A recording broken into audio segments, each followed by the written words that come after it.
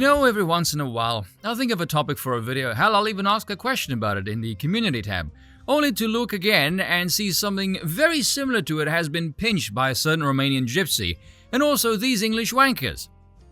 Thieving bastards. But anyway, why it's pointless to try and debate leftists? Yes, I'm aware it's because they're often cringe and gay, and most definitely thick as hell.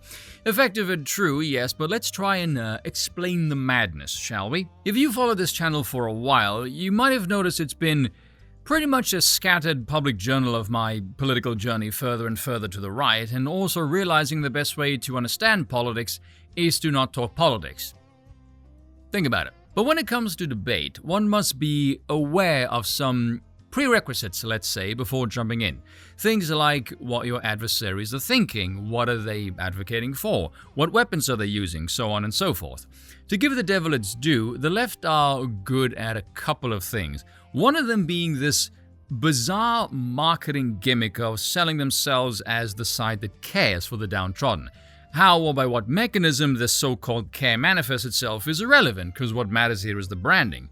Another gimmick is this control they have over the narrative, or rather control they have over people's perceptions, which drives the narrative's effectiveness, which in turn strongly sets the framework for the debates. And this bolsters their fallacious claims of being the side driven by science, or rather the science, if the last few years are anything to go by. Given this sleight of hand trickery, one often gets into the battle armed with this false perception that you have a level playing field, the lines are drawn and you're about to argue some facts. You'll have the mindset of if you think your side is always right and the other side is always wrong, you should re-examine the situation, because that sounds reasonable. Once you start getting into it, however, you'll start to notice a pattern. Rapidly. Can you discuss blacks having a lower IQ, lowest test scores, highest rates of single motherhood, lowest marriage rates, high crime rates, incarceration rates, or the fact that the biggest threat to black people is other black people? No, because that's racist. Can you discuss the massive surge of migrants coming across the border, what they're doing to the labor force, stagnating wage rates, or surging crime, especially with regards to drugs? No, because that's xenophobic. Can you discuss domestic abuse rates with regards to gay couples, adoption, the fact that it's unnatural and unfair to deprive a child of a mother and a father? No, because that's homophobic. Can you admit that it's demonic and flat-out barbaric insanity to screw with the hormonal system and genitals with any human being regardless of age? No, because that's transphobic. Can you discuss the massive obesity problem the West has? No, because getting in shape is far-right fat-shaming and we must have body positivity. You look at these kind of answers and again, rapidly you will conclude, these are not rational, even human beings you're talking to. There's no semblance of a scientific method at all. You aren't conversing with entities remotely connected to the real world. You are in fact talking to a bunch of drug-addicted cultists who, when confronted with any facet of reality that offends their incredibly delicate sensibilities, will either lash out or recoil in horror. I've said previously that human beings have this intrinsic need to worship, to look up to something above them. Whether this be for comfort or out of fear, I'm not sure, but it's definitely an easily observable phenomenon. When a religious entity is removed then, the void for worship does not dissipate, it gets replaced with the worship of the state.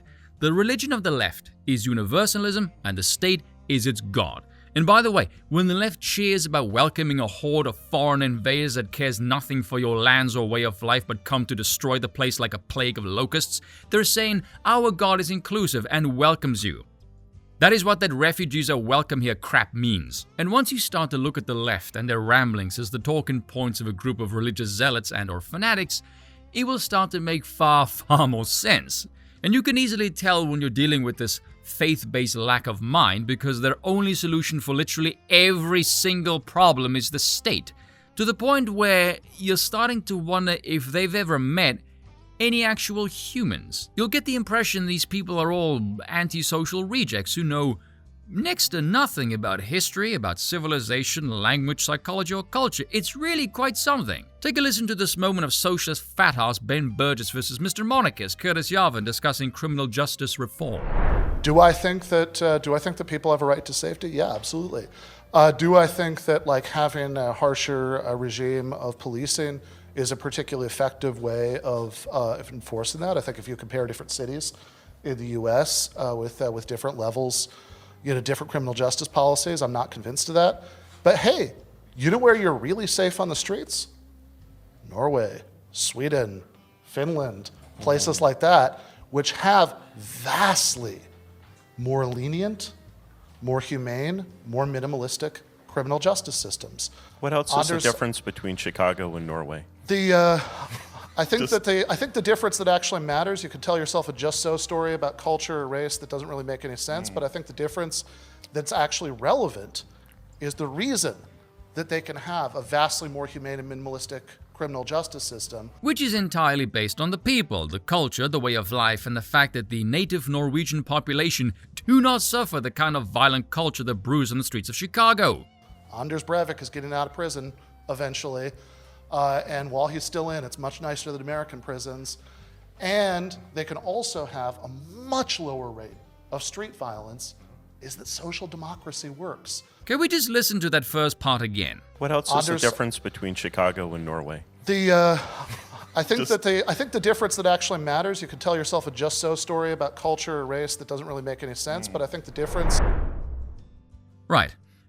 Pardon my language here, but to believe that race and culture plays no factor in determining a country's crime rate is sheer fucking retardation. To believe that social democracy would be able to bestow upon Chicago the quality of life of Norway is nothing short of idiotic fucking lunacy. There's a reason why Curtis said to him the further you move away from Norway, the more transparently insane these policy ideas become. Or that if you swap the population of Japan and Haiti around, Japan would have a new set of problems, regardless of the government, because these problems are not so much the power apparatus, it's also the type of humans who inhabit the place.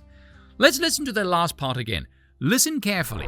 And they can also have a much lower rate of street violence, is that social democracy works. That having a big, expansive welfare state, regulatory state tied to strong unions with much more egalitarian social consequences results in much less crime, even with a vastly more lenient criminal justice system, which I do think is a win for democracy. Notice he doesn't actually say anything. That's not a statement of fact, that's the declaration of an opinion. Oh, social democracy works. No, God. How? Why? What, you think just giving any group of humans this piece of power called social democracy, they're going to somehow organize into something resembling your ideal perception of it? This is nothing short of a belief in magic. But that's what these cretins are like. They don't know anything about the real world. They're just a bunch of pencil-pushing know-it-alls who worship at the altar of academia. They have no real-world experience outside its arrogant halls. All they do is look at statistics, of which they will cherry-pick to make claims, and completely ignore the ones that crush their absurdist dogma like a cannonball to a chihuahua skull. Like, why doesn't Joe Sixpack who drinks, Pabst Blue Ribbon stop complaining about illegal immigrants and imports taking his jobs away? And why doesn't he vote to contribute 10% of his salary to some guy who was educated at Harvard? I think it's a pretty obvious take in a way for Joe Sixpack, and it's kind of surprising how long he's kept with this insane program. Incredibly lazy caricature Ben, hang on one sec. of working class Americans Ben, is in a different galaxy than what public opinion tells you about what most Americans think. Okay. Case in point, why converse with the actual public to get a sense of public opinion? No. We're going to use public opinion polling and the science, which is also complete bullshit because the science of public opinion is used to shape it. It's an effect, not a cause. You gotta love Curtis suggesting making Ben the dictator of Haiti for a couple of years, mocking him saying, oh, he'd be fine, all he'd have to do is listen to public opinion. I would love to see Ben be dictator of Haiti for 2 or 3 years. I think that would be absolutely informative. I think if you think that you could just listen to public opinion. That I think that that is how. Yeah, that one. I've lost count how many times I've watched that moment. It's one of the funniest bits in the whole video. They legitimately believe in this myth that by giving power to the people, whatever the hell that means, you're somehow going to usher in a better society. Better how? Who the hell knows? This doesn't even work in the West, for heaven's sakes. I'll link it down below. Take the time to watch it. It's fascinating to watch a pseudo-intellectual nitwit whose worldview is so detached from damn near any facet of objective reality get absolutely annihilated by an intellectual titan whose perspective is so much more grounded in human nature and the laws of civilization. And I'm not saying this because I'm biased in Curtis's favor, mind you. Feel free to watch it and tell me if you find my assessment to be misguided. Or this now famous episode of Bubblehead Emma Vigeland on Tim Pool. Accurate. Why do you think 25 people got shoved in front of trains last year? I don't know, dude. Well, Okay, pause for a moment. That's a Note the response. Go on. legitimate question. You're saying that poverty and desperation results in crime. I'm wondering why it is that you've had these homeless guys. They've been predominantly, I think it's almost entirely these homeless guys, shoving people in front of trains. Last year it was 25. And so that's a mental health problem. I mean, we do have a mental health problem in this country. We have an issue with not having socialized healthcare, where people are unable to access healthcare, mental health care in particular, but also every other kind of healthcare. I mean, 28 million uninsured people in this country. Look at that. That's astonishing, isn't it? How can you say, "I don't know, dude," which is a flat-out admission of ignorance, and then instantly pivot to, "Oh, it's a mental health problem," and proceed to sim for your religion, universalism, and the belief that your God, the state, can solve this problem? Is there any conversation about what causes the problem, or even speculation or information about it? Which demographic? What age group? Time of day? Areas? Is it drug abuse? Is it unemployment? Is it the city's population density? Is there perhaps a great in-depth conversation to be had about the way modern man lives their lives? Was it always this bad? If not, can you trace where it started? What policies and events maybe took place that sparked it? No, there is none of this. Nothing whatsoever. No, it's just, oh no, this all-knowing magical entity of universal healthcare can solve this problem. How can you be so daft to advocate for this after an admission you don't even know what the problem is? Oh, it's a mental health crisis. How would the state make this better? By offering what services? Access to what? How much would it cost? How effective would it be? What would effectiveness even look like in your world? Not a damn word. I don't mean this in a derogatory or disparaging manner, much, but this one, much like Ben, is an imbecilic fucking moron. Again, none of these things actually say anything. Let me be perfectly clear here. There is absolutely nothing to gain by listening to these creatures. And I'll say creatures because they're not even human to me. If you were really honest in your assessment, really honest, you would realize they will teach you bugger all. All they do is mouth off opinions. They're but talking billboards espousing a wish list. Can you name me any leftist who advocates for even a single proposal that doesn't involve state intervention? Even one. Because I can't. If your solution to everything always involves one thing, that one thing is your God. Think about it. There's a reason why leftists and their ilk have this reputation for being thick as pig shit. Because they can't articulate why any of these things need to exist beyond the religious value system. It doesn't matter if you point out why and how it fails repeatedly, because again, they're not rational, fact-based beings. That's a facade. These are religious tenets. Much the same way they incessantly pander about diversity and inclusivity, yet also champion equality, which doesn't make any bloody sense. It's nothing but an exercise in virtuous sloganeering akin to a form of prayer. Frankly, most people don't want to learn new things or think with any real kind of depth. No, they just want the sugar bump that stirs a cheer or ire. That's the mentality of the mob. That's most people. Most people don't have the intellectual capacity or interest for anything beyond just that. I know that sounds rather arrogant and conceited on my part, because it is. And yes, even I have to partake in this once in a while, if only to stir the damn algorithm, but I grow bored really quickly listening to this often inane babble. It's so lacking in substance. Your mind does not expand listening to cheerleading. There's only so much stupidity to go round and around before it puts you in a haze or to sleep. And also, just to ensure I've sufficiently pissed off everyone here, you right-wingers, you Republican types who mumble, "Oh, we live in a constitutional republic, not a democracy." You are not immune to this mentality either, by the way. There's a reason why the book is called Democracy the God That Failed. Because if you believe in democracy and the state apparatus, you believe in this same type of nonsense too. You can get anyone to admit politicians are the most deceitful bunch of snakes on earth who will lie through their teeth to get and stay in power.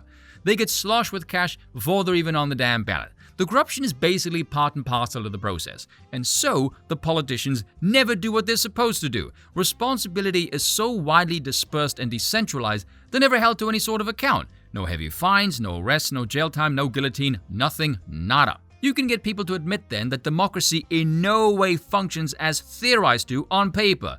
But the second you pitch a concept of getting rid of it, they will snap back and defend it with religious fervor, even though they just agreed it's utterly dysfunctional.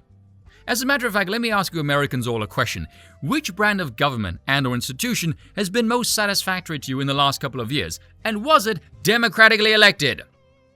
Precisely. It's religious, and this is why foreign governments do not like your interventionist warmongering. Your actions are saying, worship our God. And they have their own gods. They don't want your gods. To them, your God sucks. This is your founding myth. If your founding myth has turned out to be false and no longer functional, why not replace it with a better myth? Ponder that one for a while, as well as this quote from Irish playwright George Bernard Shaw. Power does not corrupt men. Fools, however, if they get into a position of power, corrupt power. And once again, I apologize for nothing.